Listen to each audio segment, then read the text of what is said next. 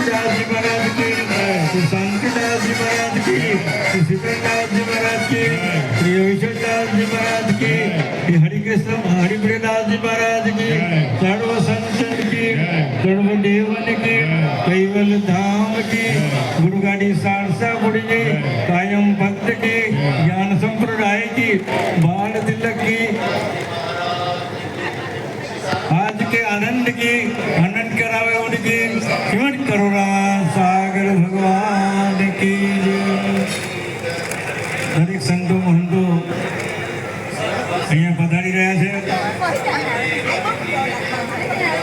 ભાઈઓને મારી વિનંતી કે જેઓ ઊભા છે તો અહીંયા આગળ ઘણી બધી જગ્યાએ અત્યારે જોઈએ તો 2082 સંવત ચાલે છે અને ઈસવીસન છે એ 2026 ચાલે છે।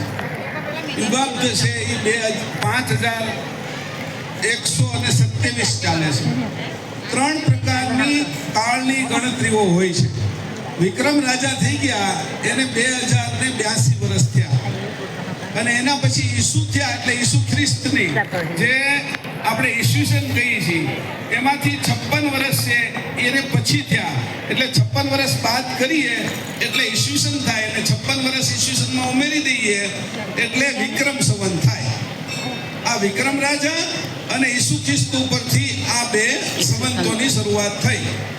યુગાબ્દ છે એ આ પૃથ્વીનો જન્મ દિવસ છે, કલયુગની શરૂઆત છે, એના 5127 વર્ષ થયા। એવી રીતે અહીંયા ગણતરી કરીએ તો આ વસ્તુની ખબર પડે કે રઘુરામજી મહારાજ એનો જન્મ હમણાં જેવી રીતે મહારાજે કીધું સંવત 1825 અને ઈસવીસન 1769માં ફાગણ સુદ 11 વસંત ઋતુ અત્યારે ચાલે છે પુષ્ય નક્ષત્ર અને અમૃત ચોઘડિયામાં થયો હતો।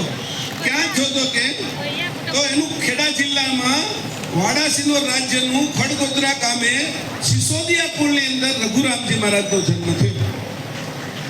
આ રઘુરામજી મહારાજના જન્મ પછી થોડા સમય એનો નાનો ભાઈ પણ હતા અને એ નાના ભાઈની સાથે રહેતા હતા। થોડા સમય પછી માતા પિતાનું અવસાન થઈ ગયું અને એના કોઈ સંબંધી હતા એની સાથે બંને ભાઈ રહેતા, એની ખેતી કરતા, એની અંદર જે શાકભાજી આ તે વાવે એની અંદર છે એ પાણી સિંચવાનું હતું ત્યારે તો પહેલા કોસ હાલતા અને કોસથી પાણી સિંચી અને પછી એની અંદર રાત દિવસ કામ રહેતું એને।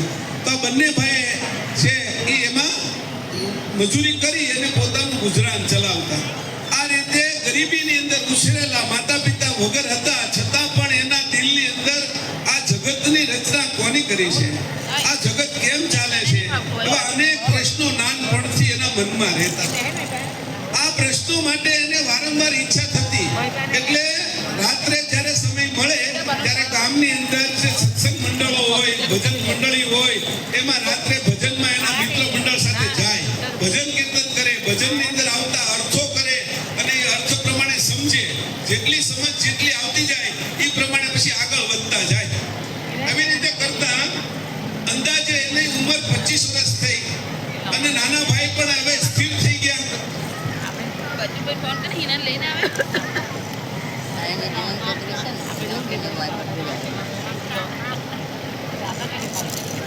મારે તે કોઈ છોકરીને આપી દે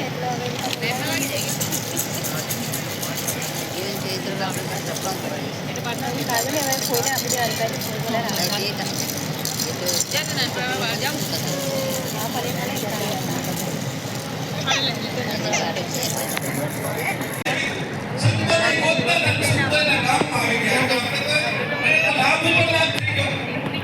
સેવા કરે, ખેતીનું કામ કરે, નાના ભાઈને થોડું કામ વધારે હોપી દીધું હતું એટલે સમય પણ રહે।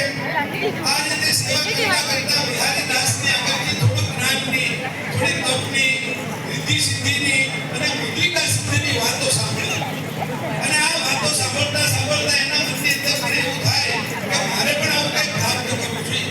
કોઈ વાત કરે ને એની વાતની અંદર સમજવું છે એ એની કાઢે અને આ સમજ કાઢતા 25મા વર્ષ પછી એને વિચાર આવ્યો કે હવે કોઈ એવા સંતોના શરણમાં જાઉં તો મને કંઈક જ્ઞાન મળે, સમજણ મળે અને આગળનો રસ્તો મળે। એટલે ત્યાર પછી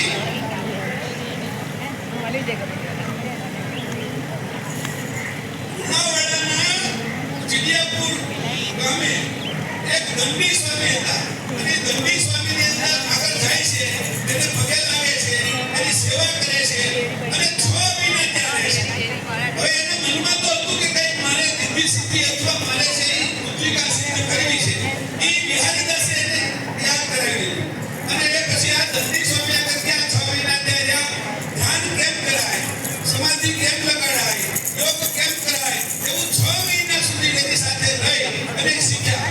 ક્યારેક આખો દિવસ બેસી જાય, ધ્યાનની એને ખબર હતી પ્રાણને કેમ ઉપર લઈ જાવો, કઈ નાડીમાં ચડાવો અને કઈ રીતે ધ્યાન કરવું અને સમાધિ કેમ લગાડવી, એની રીત દંડી સ્વામી આગળથી શીખ્યા.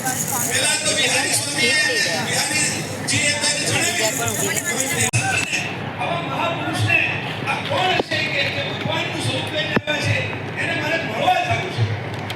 અને એને મળવા જવા માટે એક પુત્રિકા સિદ્ધ કરીને ત્યાંથી ડાકોરથી સીધા નીકળી ગયા. અને એ જ્યારે નીકળતા હતા, રસ્તામાં જતા જતા રાત પડી ગઈ, સાંજ પડી ગઈ, આવતા પહેલા તો જવાનું હતું, આવા તો વાહન હતા નહીં.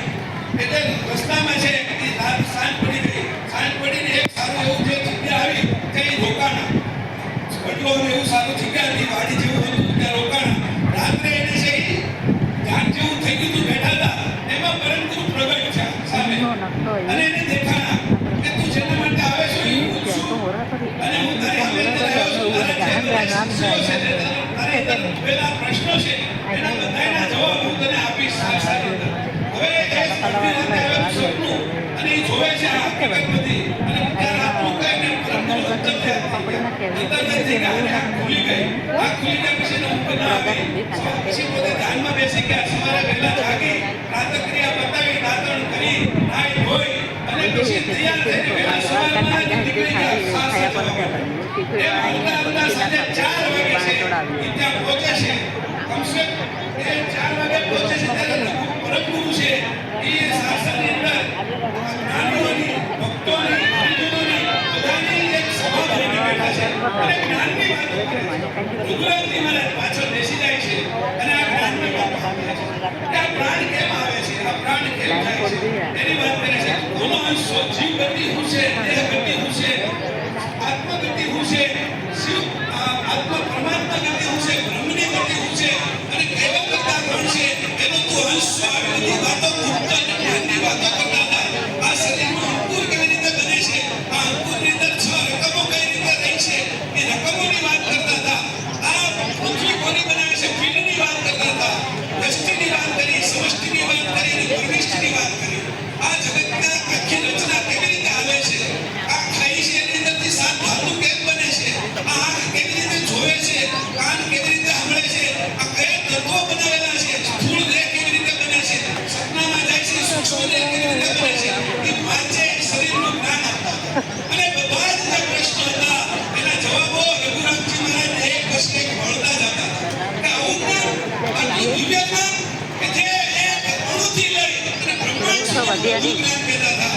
એવી રીતે એ જગતની જ્ઞાન એને તરત જ પરમ ગુરુ તો ઓળખી ગયા. આ તો કોઈ એવો જીવ આવ્યો છે, એવો ખાતાનો જીવ છે કે મારી સાથે રહેવાનો છે. એટલે આખી સભા પૂરી થઈ, જ્ઞાનની ચર્ચા પૂરી થઈ એટલે રઘુરામજી મહારાજને બોલાવી લીધા કે અહીંયા આવો. એટલે પરમ ગુરુએ બોલાવ્યા અને એના શરણની અંદર રઘુરામજી મહારાજ પડી ગયા અને સર્વ સમર્પિત કરી દીધું. તરત જ દર્શનમાં બન્યા. એ ચમત્કારોનું વર્ણન નથી કરતો, તમે એક ગ્રંથ કરે છે જીવન ચરિત્ર છે રઘુરામજી મહારાજ, એમાં વાંચી તો આ રીતે કરીને બીજી પુત્રિકા સિદ્ધ કરી. પેલી ગુજરી આ ચાચની સિદ્ધ કરી અને ત્યાર પછી છે પાછા પરમ ગુરુ આગળ જાય છે અને ત્યાં પાછા રહેશે, થોડો સમય રહેશે. એવા સંતો હતા કે એના મનની અંદર દીક્ષા થઈ અને એ કોઈ ચુગલી કરી પરમ ગુરુને આગળ જઈને કે આ રઘુરામજી મહારાજની દ્રષ્ટિમાં તો વિકાસ છે. એટલે રઘુરામજી મહારાજે પરમ ગુરુએ એવું કીધું કે જા થોરનું દૂધ લઈ અને એની આંખ ખોલીને એમાં હાંચી દે અને એના ઉપર રૂ મૂકી દે, પછી કાંટો બાંધી દે કે આપણે જોવું છે કે તારો તારી તું જે ચુગલી કરે છો, તું જે હિંસા કરે છો એમાં સાચું કોણ છે. એટલે આ જ રીતે જે પ્રમાણે પરમ ગુરુએ કીધું એ પ્રમાણે સંતે કર્યું અને આંખોને દૂધથી, થોરના દૂધથી હાંચી દીધી, દૂધ મૂકી અને પાટો બાંધી દીધો. આખો દિવસ એવી જ રીતે આંખો એની ખોજી ગઈ, બહાર આવી જાય એવી થઈ ગઈ અને સાંજે ત્યારે ખોલી ત્યારે લાલ ધૂમ સિંહના આંખ જેવી આંખ થઈ ગઈ. જેની ખોલી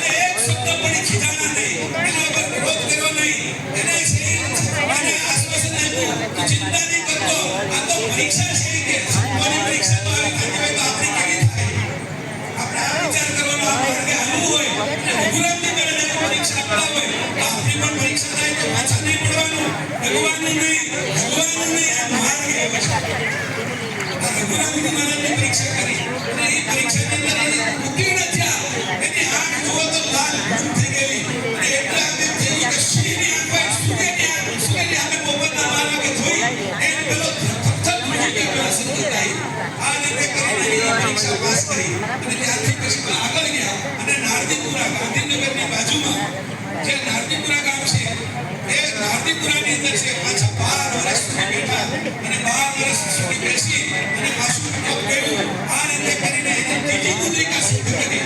આ ત્રણેય મુદ્રિકા સિદ્ધ કર્યા પછી પરમ ગુરુ આગળ પાછા જાય છે અને જઈને વાત કરે છે, બધી વાતો વિચાર કરે છે અને પરમ ગુરુના આશ્રમમાં લઈ અને ઘણું તપ કર્યું.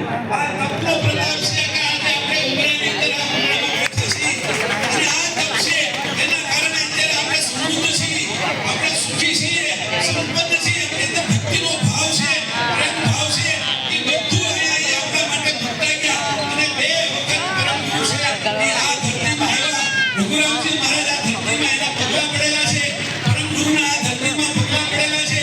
એ પગલા ઉપર આપણે બધા ચાલીએ છીએ. આપણા ભાગ્ય તો જુઓ, તો એવી રીતે કરીને 131 વર્ષ થયા. 1900ની સાલમાં એની મૂર્તિની પ્રાણ પ્રતિષ્ઠા કરીને મૂર્તિ બેસાડી. એને 126 વર્ષ થાય છે.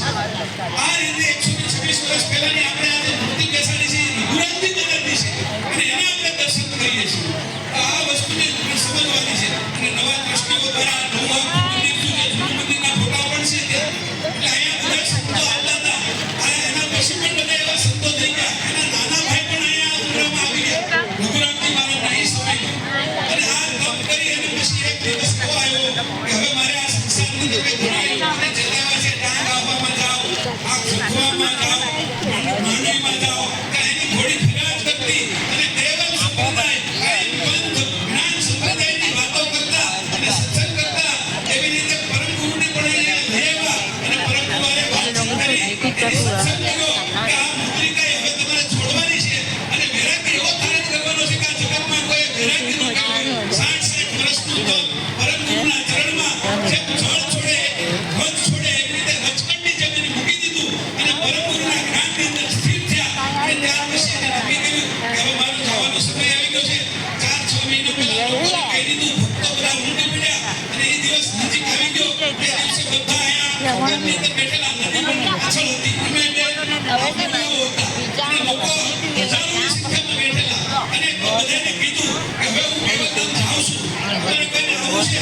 પણ માયાના માનવી સમજી ન શક્યા. એને માયા લાગી તો એ કાળના ખાતામાં જવાના હતા. એને પત્નીની, છોકરાની, સંપત્તિની, વાડીની, ગાડીની આ બધી માયા લાગી.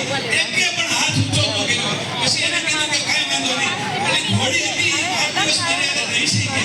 એના ઉપર બધે પ્રવાસ કર્યો તો ઘોડીને પૂછ્યું, હે ઘોડી, તારે આવું છે? તો ઘોડી હાથ માથું નમાડ્યું. એટલે આ પશુ કરતા પણ મનુષ્યની બુદ્ધિ કેવી છે. એટલે એની માથું નમાવ્યું અને પછી તરત જ રઘુરામજી મહારાજે એના ઉપર હાથ મૂક્યો. ચાલ હવે કેવલધામ. એટલે તરત જ છે એ ઘોડીએ પોતાના પ્રાણ છોડી દીધા. એ ઘોડીની સમાધિ સામે છે આપણી સામે. આપણે એના દર્શન કરીએ છીએ. આપણી કરતા તો ઘોડીની બુદ્ધિ વધારે, એની સમજ વધારે. આપણે ઘોડામાંથી પશુમાંથી જઈએ એવું વર્તન મનુષ્ય ન કરાય.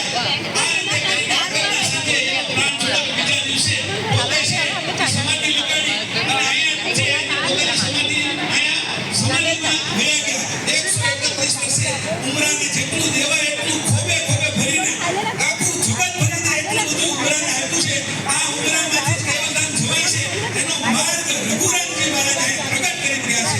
આજના દિવસે હું તમને રઘુરામજી મહારાજની જે થોડી ઘણી માહિતી હતી એ તમારી સામે મૂકું છું. સમજ કરુણા સાગર ભગવાન કી જય.